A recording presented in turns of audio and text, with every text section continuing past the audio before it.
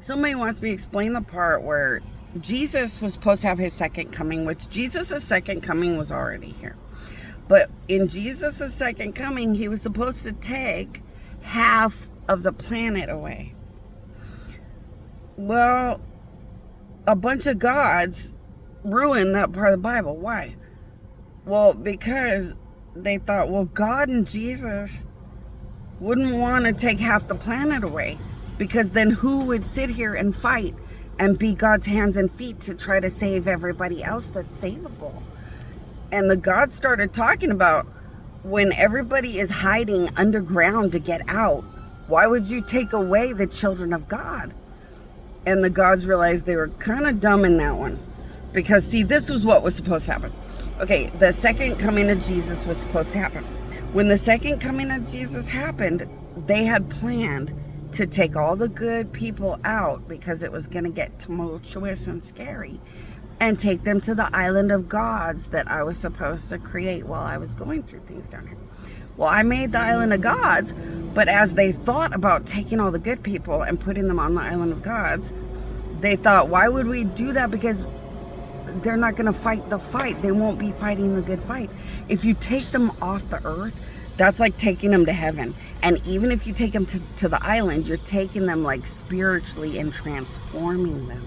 If you transform them into spirits, they can't come back to earth as a human and fight the fight of the end of the world and try to help people get to the island of gods and help people to live and help people to fight against all the easy ways to be against God and have a bad ending.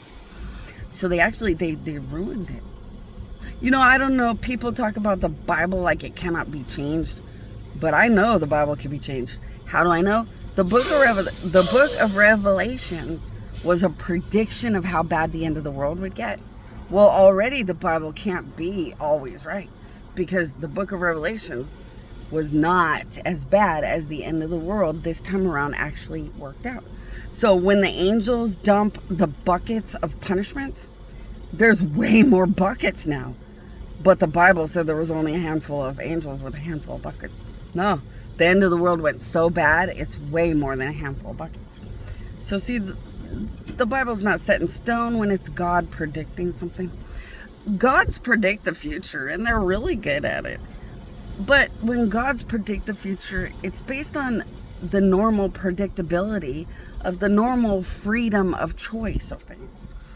But sadly, freedom of choice, when it's altered by devils, demons, and evil god enemies, or when freedom of choice is altered by really bad spiritual bad things, because not good demons and devils, bad demons and devils.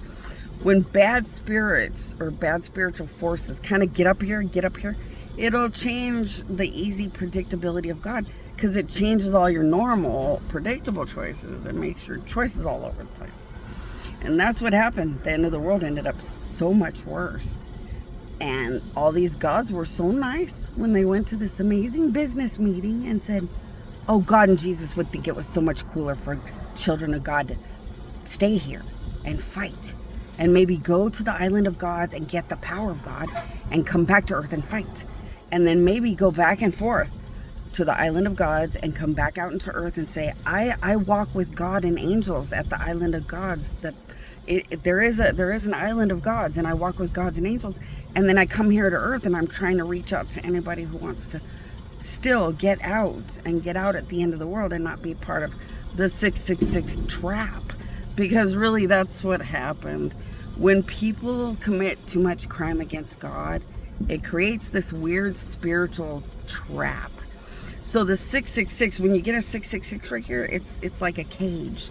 You're stuck in like damnation of God. Like you're stuck in this weird judgment of God called like damnation or damn. It's real scary stuff. And the 666 shows all your crimes that got you stuck in these things. Well, the 666 are going to be stuck in these really bad, dead places. And of course, what are they going to try to do? Get everybody else stuck and dead. They don't want to watch everybody else go to the island of gods. They don't want to watch everybody else live all happy ever after with a bunch of gods and angels all day. So they're going to try to turn everybody into like bad things that do something against God, where they end up with a 666 too. So the gods were like, and why would you take away the children of God? The children of God are like the light in the darkness.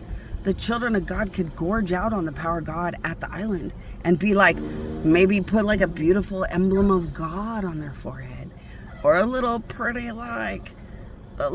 lacy decoration that says, I belong to God. You don't have to even look or think about this 666 nightmare. Just follow us and get to the island. Or, there's a lot of things that gods could do, and they didn't think about it. When they made the Bible, they were just so scared and overwhelmed that the end of the world was predicted to go pretty bad. And in fact, it went worse. But when God wins, like, it went worse. The end of the world went worse, but God won. And what they didn't think about is, if God won, we still have a lot of power of God to keep fighting and fighting and fighting. So this Bible, this brand new Bible, could really inspire people to keep doing whatever it takes to just get out or something. So, yeah, I know it's weird. It makes the Bible all over the place. Part of it's accurate. Part of it was not perfect predictability. Part of it is just spot on. Part of it, the gods have changed. You could think or say, my queen, my queen, my queen, to talk to the gods about it. Because, yeah, it's all over the place. Hey, there's somebody confirming that coronavirus is throughout a spine, and if you had to get rid of it all, you'd never be able to. So there you go. Like I said, you can't do much. Countries will make sure people don't panic, so you can't do much. Write a book about it. Educate people on how to make medication for death or something, or write a book. I mean, you can't do much more. Countries will squash it because it makes people hysterical. So. And makes the end of the world all scary. So people are going to squash that. But, yeah, there was just a man. And he looks like he's like a scientific expert. He looks like some kind of weird science expert. And he confirmed that spinal cords are just riddled with coronavirus. And if you had to ever rid somebody of it, you probably wouldn't be able to. Without, like, destroying the poor person. And they wouldn't be able to live through the surgery attempts or whatever.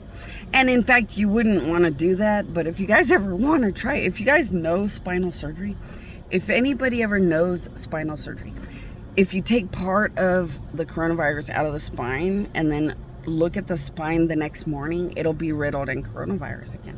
Why? Because the coronavirus is in their soul. So if the coronavirus is in their soul, it'll just keep flooding their spine forever, which means there'd really be no way to change it anyway. That's how gods work. But it's kind of fun. It's like having a virus in your stomach that says, God says no-nos are bad. And if you do too many no-nos, that's going to make a bad stomach ache. You can turn it into something fun.